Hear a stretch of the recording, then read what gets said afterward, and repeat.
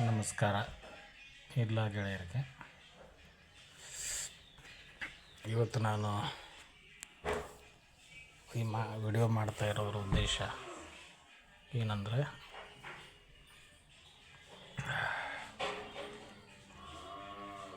ಕಳೆದ 25 ವರ್ಷದಿಂದ ನಾವು ನಾಟಕ ಮತ್ತು ಬೀದಿ ನಾಟಕ ಕಲೆಯನ್ನೇ ಒಂದು ಫುಲ್ ಟೈಮ್ ಆಗಿ ಕೆಲಸ ಮಾಡ್ಕೊಂಡು ಬರ್ತಾಯಿದ್ದೀವಿ. ಇಲ್ಲಿಂದ ಇಲ್ಲಿವರೆಗೆ ಒಂದು ಹಂತದಲ್ಲಿ ಕೆಲಸ ಒಂದು ಎವರೇಜ್ ವರ್ಷ ಮಾಡ್ತಾ ಬರ್ತಾಯಿದ್ದೀವಿ. ಕರೋನಾ ರೋಗ ಬರೋದಕ್ಕಿಂತ ಮೊದಲು ಒಂದು ವರ್ಷಕ್ಕೆ ನಾಟಕ ಮತ್ತು ಬೀದಿ ನಾಟಕ ಎರಡೂ ಶೋಗಳು ಒಂದು ವರ್ಷಕ್ಕೆ ಒಂದು 100 ಡೇಸ್ ಅಂದರೆ ಒಂದು 200 ಪ್ರದರ್ಶನ ಕೆಲಸಗಳನ್ನು, ಅಂದರೆ ದಿನಕ್ಕೆ 2 ಮಾರ್ನಿಂಗ್ ಒಂದು ಈವ್ನಿಂಗ್ 200 ಪ್ರದರ್ಶನ ಕೆಲಸಗಳನ್ನು ಮಾಡ್ತಾ ಬಂದೀವಿ. ಕರೋನಾ ರೋಗ ಆದಮೇಲೆ ಇಲ್ಲಿ ತನಕ 2019 ಈ ಕಡೆ ಮುಂದೆ ಅರ್ಧಕ್ಕರ್ಧ ಕೆಲಸದ್ದು ಏನಪ್ಪ ಅಂದ್ರೆ ಪರಿಣಾಮ ಎಫೆಕ್ಟು ನಮ್ಮದು ಮ್ಯಾನ್ ಪವರ್, ಮಾನವ ಶಕ್ತಿಯ ಒಂದು ಏನು ಒಂದು ನಾಟಕ ಬೀದಿ ನಾಟಕ ಕಲೆಗಳಿದ್ದು ಅದು ಈ ಕರೋನಾದೇನು ಲಾಕ್ಡೌನ್ ಆಯಿತು ಅದಾದಮೇಲೆ ಸ್ವಲ್ಪ ಇಂಟರ್ನೆಟ್ ಮೇಲೆ ಡಿಪೆಂಡ್ ಆಯಿತು ಅಂತ ಹೇಳ್ಬೋದು. ಅದಾದಮೇಲೆ ಈಚೆ ಕಡೆಗೆ ಈ ಮುಂದೆ 4-5 ವರ್ಷಕ್ಕೆ 2025 ತನಕ ಒಂದು 5-6 ವರ್ಷದಲ್ಲಿ ಅರ್ಧಕ್ಕರ್ಧ ಅಂದರೆ ಒಂದು ವರ್ಷಕ್ಕೆ 100 ಪ್ರದರ್ಶನ, 100ಕ್ಕೂ ಇನ್ನೂ ಸ್ವಲ್ಪ ಕಡಿಮೆ ಪ್ರದರ್ಶನಗಳನ್ನು ನಾವು ಒಂದು ವರ್ಷಕ್ಕೆ ಮಾಡಿರ್ತಕ್ಕಂಥ ಉದಾಹರಣೆಗಳನ್ನು ನಾವು ನೋಡ್ತಾ ಇದ್ದೀವಿ. ಮತ್ತು ಈ ವರ್ಷದಲ್ಲಿ ಇನ್ನೊಂದು ಹೊಸ ಒಂದು ಬೆಳವಣಿಗೆ ಆಗಿದೆ. ಏನಂದರೆ, ನಾವು ರೆಗ್ಯುಲರಾಗಿ ಮೊದಲು ಸಾಂಗ್ ಆ್ಯಂಡ್ ಡ್ರಾಮಾ ಆಫೀಸಿಗೆ, ವಾರ್ತಾ ಇಲಾಖೆಗೆ, ಅದು ಕೇಂದ್ರ ಸರ್ಕಾರದ್ದು, ಇದು ರಾಜ್ಯ ಸರ್ಕಾರದ್ದು ಕೆಲಸ ಮಾಡ್ತಾಯಿದ್ದೀವಿ.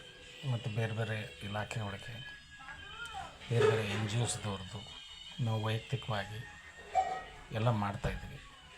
ಸೊ ಈಗ ಅದರದ್ದು ಅನುದಾನಗಳು ಕಡಿಮೆ ಆಗಿ ಇಂಟರ್ನೆಟ್ ಮೊರೆ ಹೋಗ್ತಾ ಇರ್ತಕ್ಕಂಥದ್ದು, ಇಂಟರ್ನೆಟ್ ಮೂಲಕ ಒಂದು ಒಂದು ಅವೇರ್ನೆಸ್ಸನ್ನು ಮಾಡಿಸ್ತಕ್ಕಂಥದ್ದನ್ನು ಮತ್ತು ಬೇರೆ ಬೇರೆ ಟೆಕ್ನಾಲಜಿಗಳ ಮೂಲಕ ಅವೇರ್ನೆಸ್ ಮಾಡಿಸ್ತಕ್ಕಂಥದ್ದನ್ನು ಕೂಡ ನೋಡ್ತಾ ಇದ್ದೀವಿ.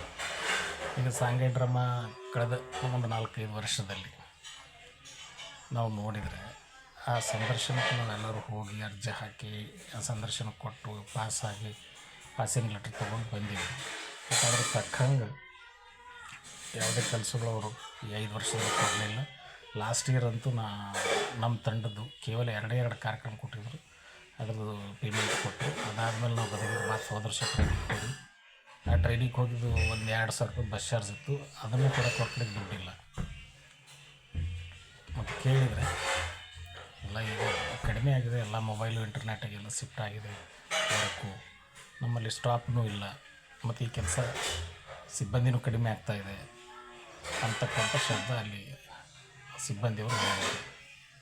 ಇದು ಸಾಂಗ್ ಆ್ಯಂಡ್ ಡ್ರಾಮಾ ಕಥೆ. ಆದರೆ ನಮ್ಮ ರಾಜ್ಯ ಸರ್ಕಾರದ ವಾರ್ತಾ ಇಲಾಖೆಗೆ ಬಂದರೆ, ಅವರು ಈ ಕರೋನಾ ಆದ ನಂತರ ಅವರು ಕೂಡ ಮೊದಲಿನಷ್ಟು ಆಸಕ್ತಿಯುತವಾಗಿ ಅನುದಾನ ಕೊಡೋದಾಗಲಿ, ಕಾರ್ಯಕ್ರಮ ಪ್ರಾರಂಭ ಮಾಡೋದಾಗಲಿ ಒಂದು 5 ವರ್ಷ ನಾವು ನೋಡ್ತಾಯಿದ್ದೀವಿ, ಮಾಡ್ತಾಯಿಲ್ಲ. ಅವರು ವರ್ಷಕ್ಕೆ 1-2 ಕಾರ್ಯಕ್ರಮ ತಂಡಕ್ಕೆ ಕೊಡ್ತಾರೆ. ಮತ್ತು ರಾಜ್ಯದ 31 ಜಿಲ್ಲೆಗಳಲ್ಲಿ ನೋಂದಾಯಿತವಾದಂಥ 3 ಬೀದಿ ನಾಟಕ ತಂಡಗಳು, 3 ಜಾನಪದ ಕಲಾ ತಂಡಗಳು ಅವ್ರ ಕಡೆ ಇದ್ದಾವೆ. 6 ತಂಡಗಳು ಬೀದಿ ನಾಟಕದಲ್ಲಿ 8 ಜನರದ್ದು 3 ಬೀದಿ ನಾಟಕ ತಂಡ, 8 24 ಜನ ಒಂದು ಕಲಾವಿದರು. ಅದರಲ್ಲಿ 4 ಜನರದ್ದು 3 ತಂಡ ಅಂದರೆ 12 ಒಂದು 24 ಸೇರಿ ಒಂದು ಜಿಲ್ಲೆಗೆ ಇಷ್ಟು ರೆಡಿಯಾಗಿರ್ತಕ್ಕಂಥ, ರಿಜಿಸ್ಟರ್ ಆಗಿರ್ತಕ್ಕಂಥ, ಟ್ರೈನ್ ಆಗಿರ್ತಕ್ಕಂಥ 6 ಕಲಾ ತಂಡಗಳು ವಾರ್ತಾ ಇಲಾಖೆಯಲ್ಲಿದೆ. ಅಂಥವು 31 ಜಿಲ್ಲೆ ಅಂದರೆ ಹತ್ರಕ್ಕೆ 1,000 ಜನ ಕಲಾವಿದರಲ್ಲಿ ಇಲಾಖೆಯಲ್ಲಿ ಯಾವಾಗಲೂ ಲಭ್ಯ ಇದ್ದಾರೆ. ಅನುದಾನ ಇತ್ತು, ಕಾರ್ಯಕ್ರಮ ಮಾಡಿರಿ ಅಂದರೆ ಇವತ್ತು ಹೇಳಿದರೆ ನಾಳೆನೇ ಕೆಲಸ ಚಾಲೂ ಮಾಡ್ತಕ್ಕಂಥ ಎಲ್ಲ ಸಾಮರ್ಥ್ಯ ಇರ್ತಕ್ಕಂಥ ಉತ್ತಮ ಗುಣಮಟ್ಟದ ತಂಡಗಳಲ್ಲಿ ಅದಾವೆ. ಆದರೆ ಈ ವರ್ಷ ನಾವು ಮತ್ತು ಒಂದು ದೊಡ್ಡ ಆಘಾತವನ್ನು ಈ ಕಳೆದ ತಿಂಗಳಲ್ಲಿ ನಾವು ನೋಡಿದ್ವಿ. ಏನಂದರೆ ಈಗ 4 ವರ್ಷದಿಂದ ಒಂದು ವರ್ಷಕ್ಕೆ 2 ಶಿಫ್ಟ್ ಅನುದಾನ, ಅಂದರೆ ಜೂನ್ಗೆ ಪ್ರಾರಂಭ ಆಗಿ ಫೆಬ್ರವರಿ ತನಕ ಒಂದು ಕೆಲಸಗಳು, ಒಂದು 10 ತಿಂಗಳ ಕೆಲಸಗಳು, 9 ತಿಂಗಳ ಕೆಲಸಗಳು ನಡೀತಾಯಿತ್ತು. 3 ತಂಡಗಳಿಗೆ, ಅಂದರೆ ಒಂದು ತಂಡಕ್ಕೆ 3 ಶಿಫ್ಟ್ ಕಾರ್ಯಕ್ರಮ ಸಿಗ್ತಾಯಿದ್ವು 10 ಡೇಸ್ದು. ಆದರೆ ಈ 4-5 ವರ್ಷದಲ್ಲಿ ಅನುದಾನ ಇಲ್ಲ ಅಥವಾ ಏನೋ ಆರ್ಥಿಕ ತೊಂದರೆ ಇದೆ ಅಂತ ಹೇಳಿ ಕೇವಲ 2 ತಿಂಗಳ ಕಾರ್ಯಕ್ರಮ, ಅಂದರೆ ಜೂನ್, ಜುಲೈ, ಆಗಸ್ಟ್ ಸುಳ್ಳು ಮಾಡಿ ಸೆಪ್ಟೆಂಬರ್ನಿಂದನೇ ಆ ಕಡೆ ಮುಂದೆ ಫೆಬ್ರವರಿ ತನಕ ಕಾರ್ಯಕ್ರಮ ಕೊಟ್ಟಿರೋದನ್ನು ನೋಡಿದ್ವಿ. ಇದು ಈ 5 ವರ್ಷದಲ್ಲಿ ಆಗಿರ್ತಕ್ಕಂಥದ್ದು. ಆದರೆ ಈ ವರ್ಷ ಇನ್ನೊಂದು ಆಘಾತಕಾರಿಯಾದಂಥ ವಿಷಯ, ವಾರ್ತಾ ಇಲಾಖೆಯ ಒಂದು ಪ್ರಕಟಣೆ, ಒಂದು ನೋಟಿಫಿಕೇಷನ್ ಮಾಡ್ತು ಮೊನ್ನೆ. ಏನಂದ್ರೆ ನೋಟಿಫಿಕೇಷನ್ ಈ ಸ್ಕ್ರೀನ್ ಮೇಲೆ ನಮಗೆ ತೋರಿಸ್ತಾ ಇದ್ದೀವಿ, ನೋಡ್ಬೋದು. ಏನಂದರೆ ಅವ್ರಿಗೆ ನೇರವಾಗಿ ನಮ್ಮ ಬಗ್ಗೆ ಅವರು ಅದರಲ್ಲಿ ಏನು ಪ್ರಸ್ತಾಪ ಮಾಡಿಲ್ಲ. ಅವರು ಇಂಟರ್ನೆಟ್, ಅಂದರೆ ಅಂತರ್ಜಾಲದ ಬಗ್ಗೆ, ಅಂತರ್ಜಾಲದಲ್ಲಿ ಇರ್ತಕ್ಕಂಥ ಆ್ಯಪ್ಗಳಾಗ್ಬೋದು, ಯೂಟ್ಯೂಬು, ಫೇಸ್ಬುಕ್ಕು, ಟ್ವಿಟ್ರು, ಎಕ್ಸು, ಇಂಥದ್ರ ಮೂಲಕ ಪ್ರಚಾರ ಭಾರಿ ವೇಗಗತಿಯಲ್ಲಿ ಮತ್ತು ಜಗತ್ತಿನ ಮೂಲೆ ಮೂಲೆಗೆ ಒಂದು ಪ್ರಚಾರ ಕೆಲಸ ಅತ್ಯಂತ ಏನಂತಂದ್ರೆ ಭಾಳ ಪ್ರಭಾವಶಾಲಿಗೆ ಆಗ್ತಾಯಿದೆ ಅಂಥೇಳಿ ಹೇಳಿಕೊಂಡು ಅದ್ರ ಮೂಲಕ ಒಂದು ನೋಟಿಫಿಕೇಷನ್, ಒಂದು ಅಧಿಸೂಚನೆ ಹೊರಡಿಸಿ, ಇಂಥ ಮಾಧ್ಯಮ ಸಂಸ್ಥೆಯವರು ಯಾರು ಆಸಕ್ತರಿದ್ದೀರಿ, ನಮ್ಮ ಸರ್ಕಾರದ ನೀತಿ ಮತ್ತು ಯೋಜನೆಗಳನ್ನು ಪ್ರಚಾರ ಮಾಡಲಿಕ್ಕೆ ಆಸಕ್ತಿ ಇರತಕ್ಕಂಥವ್ರು ನಮ್ಗೆ ಅರ್ಜಿ ಹಾಕಿರಿ ಅಂತ ಒಂದು ಆನ್ಲೈನ್ ಮೂಲಕ ಅರ್ಜಿಯನ್ನು ಸೇವಾ ಸಿಂಧು ಮೂಲಕ ಕರೆದು ಅರ್ಜಿಯನ್ನು ಸ್ವೀಕಾರ ಮಾಡಿದ್ದಾರೆ. ಮೋಸ್ಟ್ಲಿ ಅದು ಅರ್ಜಿಗಳ ವೆರಿಫಿಕೇಷನ್ನು, ಆಯ್ಕೆ ಪ್ರಕ್ರಿಯೆ ನಡೀತಾ ಇರ್ಬೋದು ಈಗ. ಅದಕ್ಕೆ ನಾನು ಕೂಡ ಅರ್ಜಿಯನ್ನು ಹಾಕಿದ್ದೇನೆ. ಅರ್ಜಿ ಹಾಕಿದವ್ರಿಗೆಲ್ಲ ಕೆಲಸ ಸಿಗುತ್ತೆ ಅಂತ ಹೇಳೋಕ್ಕಾಗಲ್ಲ.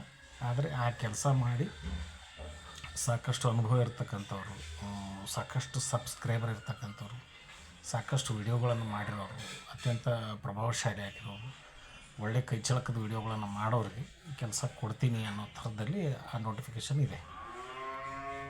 ಅದು ಸರಿ, ಅವ್ರದ್ದು ಏನು ನಿಯಮ ಇದೆ ಇರಲಿ. ಬಟ್ ಇಲ್ಲಿ ಇನ್ನೊಂದು ನಾವು ಅಪಾಯ ಏನು ಗಮನಿಸಬೇಕು ಅಂದರೆ, ಈಗ ನಾವು ಹಿಂದೇನು ಸಾಂಪ್ರದಾಯಿಕ ಕಲಾವಿದರು, ಬೀದಿ ನಾಟಕದವರಾಗಲಿ, ಜಾನಪದ ಕಲಾವಿದರಾಗಲಿ ಏನಿದ್ದೀರಿ, ನಮ್ಮ ಬಗ್ಗೆ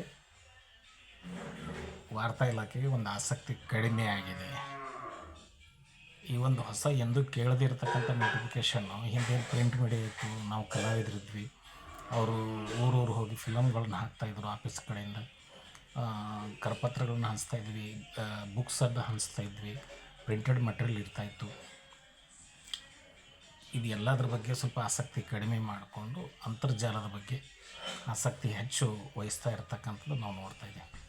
ಸೊ ಅದಕ್ಕೆ ಇದು ಒಂದು ಬದಲಾವಣೆ ಇಲಾಖೆಗೆ ಏನಪ್ಪ ಅಂದರೆ ಇದರಿಂದ ಉಪಯೋಗ ಇದೆ ಅಂತ ಅನ್ನಿಸ್ತಾ ಇದೆ. ಅದು ಇರ್ಬೋದು, ಅದೊಂದು ಸತ್ಯ ಇರ್ಬೋದು. ಆದರೆ ಇಲ್ಲದ ಇನ್ನೊಂದು ಅಪಾಯ ಏನಿದೆಯಪ್ಪ ಅಂತಂದರೆ, ಹಿಂದೆ ಏನು ಟ್ರೆಡಿಷ್ನಲ್ ಸಾಂಪ್ರದಾಯಿಕವಾಗಿ ಕೆಲಸ ಮಾಡ್ತಕ್ಕಂಥ ಮಾಧ್ಯಮಗಳು ಪೂರ್ತಿ ಈ ಒಂದು ಇಲಾಖೆ ನಡೆಯಿಂದ ಏನಪ್ಪ ಅಂದ್ರೆ ಮುಂದಿನ ದಿನಗಳಲ್ಲಿ ಅನುದಾನದ ಕೊರತೆ ಆಗಲಿ, ಒಂದು ನಿರ್ಲಕ್ಷ್ಯ ಆಗಲಿ, ಯಾಕಂದರೆ ಈಗ 4-5 ವರ್ಷದಿಂದ ಅವ್ರ ಆಸಕ್ತಿ ಕಡಿಮೆ ಆಗಿರೋದು ನೋಡಿದರೆ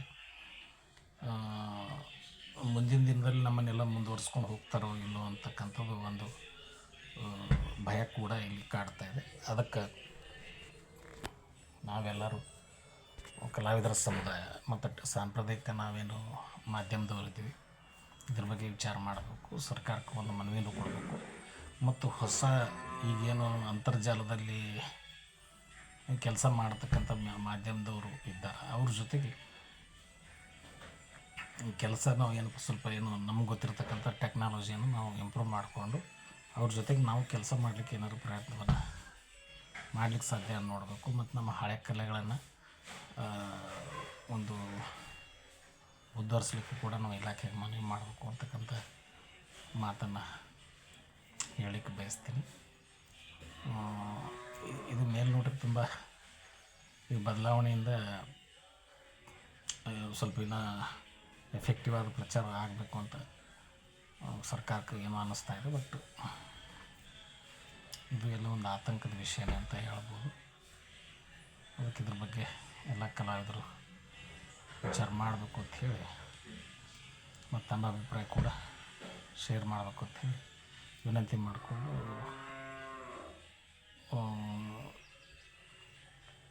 ತಮ್ಮಲ್ಲಿ ವಿನಂತಿಯನ್ನು ಮಾಡ್ತಾಯಿದ್ದೀನಿ. ಎಲ್ಲರಿಗೂ ನಮಸ್ಕಾರ. ಜೈ ಹಿಂದ್, ಜೈ ಕರ್ನಾಟಕ.